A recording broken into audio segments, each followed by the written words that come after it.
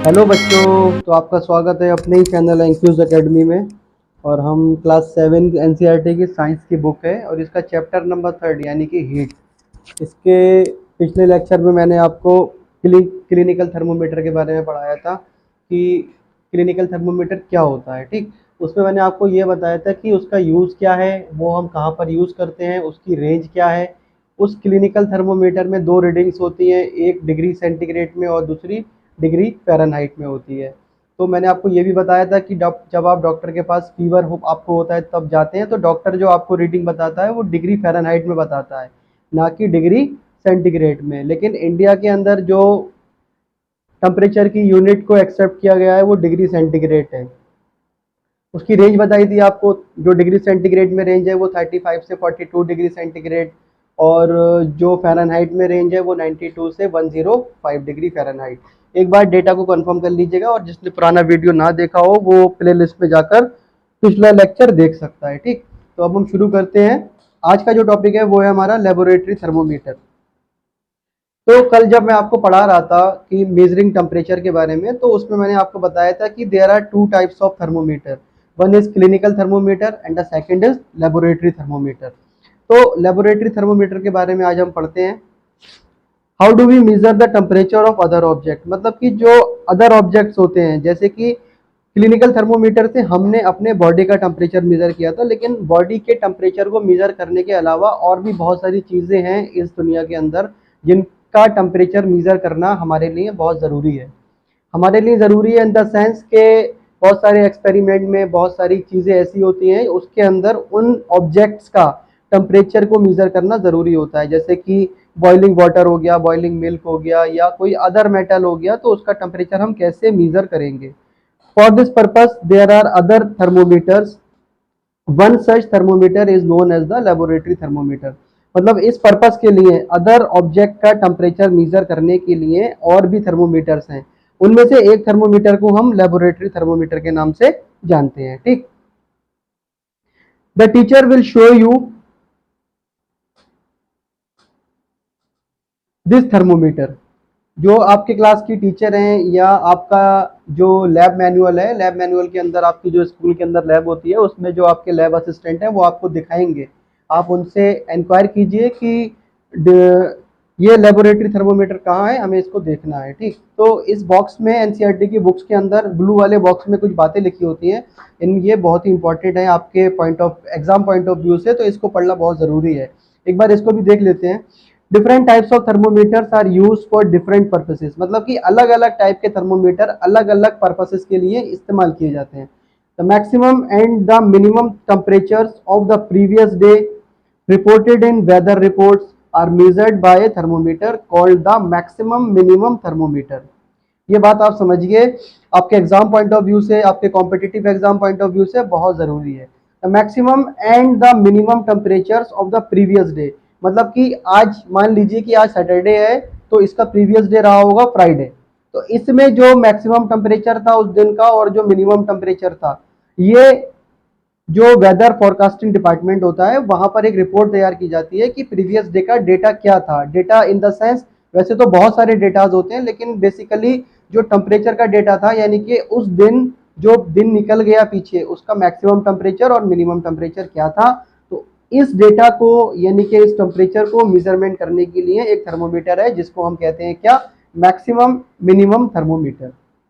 तो ये बात याद रखिएगा कि मैक्सिमम मिनिमम थर्मोमीटर कहाँ इस्तेमाल होता है, ये वेदर फोरकास्टिंग डिपार्टमेंट में प्रीवियस डे का डेटा को मेंटेन करने के लिए, यानी कि maximum temperature of the previous day and the minimum temperature of the previous day, इसके डेटा को मैनेज करने के लिए मैक्सिमम मिनिमम थर्मोमीटर का इस्तेमाल होता है। ठीक, look at it carefully and, ये लुक एट इट केयरफुली इसका मतलब ये है कि इस बुक के अंदर जो ये डायग्राम बना हुआ है आप देखते होंगे, ये हरे कलर का एक थर्मोमीटर है वर्टिकल डायरेक्शन के अंदर।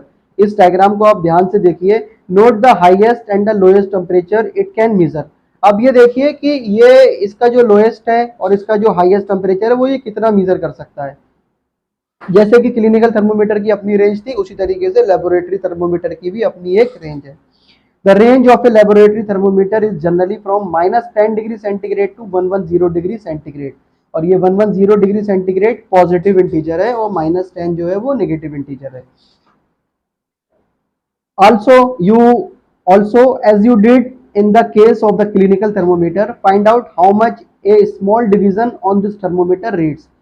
क्लिनिकल थर्मोमीटर में जिस तरीके से मैंने आपको बताया था कि दो वर्टिकल लाइन यानी कि स्केल पर दो बड़ी लाइनों के बीच में कितनी छोटी लाइनें हैं, मतलब उनके बीच में कितना डिवीजन है, तो उसका जो रिजल्ट निकल के आया था कि उसका रिजल्ट ये निकल के आया था कि हर छोटी लाइन के बीच में जो टेम्परेचर डिफरेंस है वो 0.2 डिग्री सेंटीग्रेड का है। तो आप इस वाले थर्मोमीटर में भी वो डिफरेंस फाइंड आउट करने की ट्राई कीजिएगा कि दो बड़ी लाइनों के बीच कितने छोटी छोटे लाइनें हैं, उसका मतलब ये है कि उनके बीच में कितना डिवीजन है। ठीक है ना।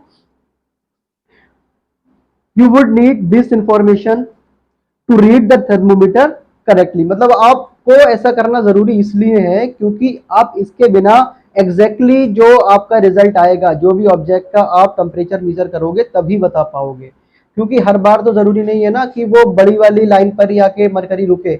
मरकरी रुकने का सेंस, आपने मान लीजिए बॉइलिंग वाटर का टेम्परेचर मेजर करना है, ठीक है, तो जो थर्मोमीटर का स्केल है यानी कि लेबोरेटरी थर्मोमीटर का स्केल है, उसकी बड़ी वाली जो लाइन पर टेम्परेचर का मेजरमेंट है वो 10 डिग्री सेंटीग्रेड है।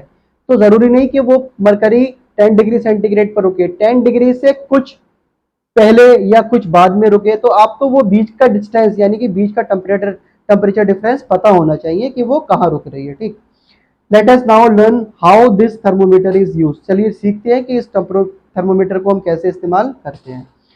एक एक्टिविटी है, एक्टिविटी 3.4, इसको हम पढ़ लेते हैं और ये एक्टिविटी एनसीईआरटी की बुक्स में बहुत काम की होती है। इसको आप जरूर पढ़ा करिए और अपने स्कूल्स में इसको ट्राई कीजिएगा। ठीक है, बहुत सारी एक्टिविटी ऐसी होती हैं जो आप अकेले नहीं कर सकते, आपको आपके फ्रेंड्स के साथ करना है, तो आप अपने फ्रेंड्स के साथ अपने वीकेंड पे भी कर सकते हैं।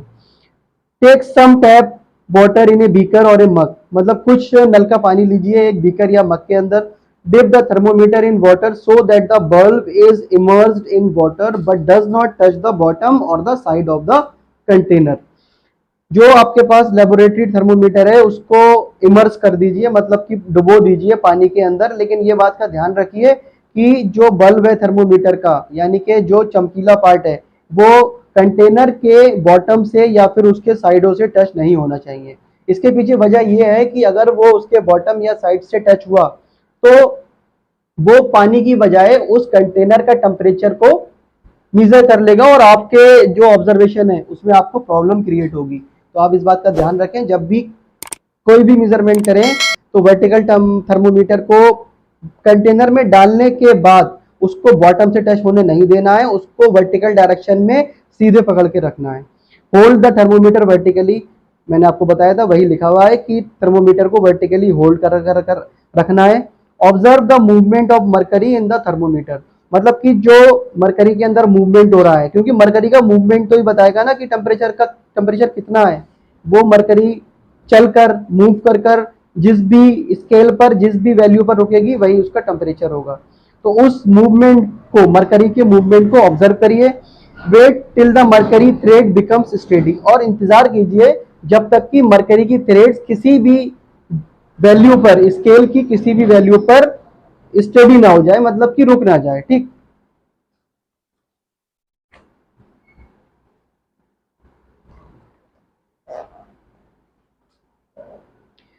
in addition to the precautions to be taken while reading a clinical thermometer, the laboratory thermometer, मतलब कि जिस तरीके से प्रिकॉशंस लेते हैं हम लोग क्लिनिकल थर्मोमीटर को इस्तेमाल करने के लिए, उसी तरीके से जब हम लेबोरेटरी थर्मोमीटर इस्तेमाल करते हैं तो उसमें भी हमें कुछ प्रिकॉशंस लेने की जरूरत है। वो प्रिकॉशंस क्या क्या है देख लीजिए।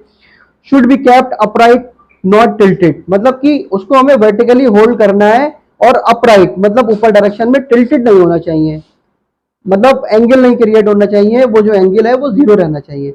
Bulb should be surrounded from all the sides by the substance of which the temperature is to be measured, मतलब जो भी थर्मोमीटर का बल्ब है वो जो भी जिस भी सब्सटेंस का हम टेम्परेचर को मेजर कर रहे हैं वो उसके सारी साइड को कवर अप करना चाहिए। ऐसा नहीं है कि उसने एक साइड को कवर कर लिया है और दूसरी साइड उससे इमर्ज नहीं हुई है, मतलब कि वो, इसका मतलब ये है कि वो पूरी तरीके से जो भी सब्सटेंस है, सब्सटेंस को आप वाटर समझ लीजिए, वाटर के अंदर पूरी तरीके से डूबा हुआ होना चाहिए, लेकिन बॉटम को टच नहीं करना चाहिए कंटेनर के।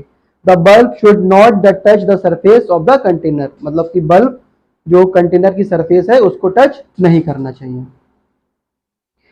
ये देख लीजिए जिस तरीके से ये बीकर है और बीकर के अंदर पानी भरा हुआ है, और किसी भी बंदे ने लेबोरेटरी थर्मोमीटर को वर्टिकली होल्ड कर कर रखा है अपराइट में, और ये जो इसका बल्ब है ये इसके कंटेनर से टच नहीं है। आपको भी इसी तरीके से मेजर करना है, ठीक। Note the reading, this is the temperature of water at that time, मतलब जो आपने पीछे मैंने आपको पढ़ाया था कि आप एक बीकर के अंदर पानी भरा है, उसके बाद आपने उसके अंदर लेबोरेटरी थर्मोमीटर वर्टिकल डायरेक्शन में अपराइट में रखा हुआ है, और फिर जो रीडिंग आई है थर्मोमीटर की वो उस समय उस पानी का क्या है, टेम्परेचर है। Compare the temperature of water recorded by each student in class. अब ये आप अकेले नहीं करेंगे, आपके साथ में अगर आपके फ्रेंड्स हैं या पूरे क्लासमेट अगर इस प्रोसीजर को फॉलो कर रहे हैं और इस एक्टिविटी में पार्टिसिपेट कर रहे हैं, तो आप हर स्टूडेंट का टेम्परेचर जो उसने मेजर किया है उसका एक डेटा तैयार कीजिए। Are there any variations in the reading, तो आप देखिए कि डेटा में कोई वेरिएशन आया रीडिंग्स के अंदर।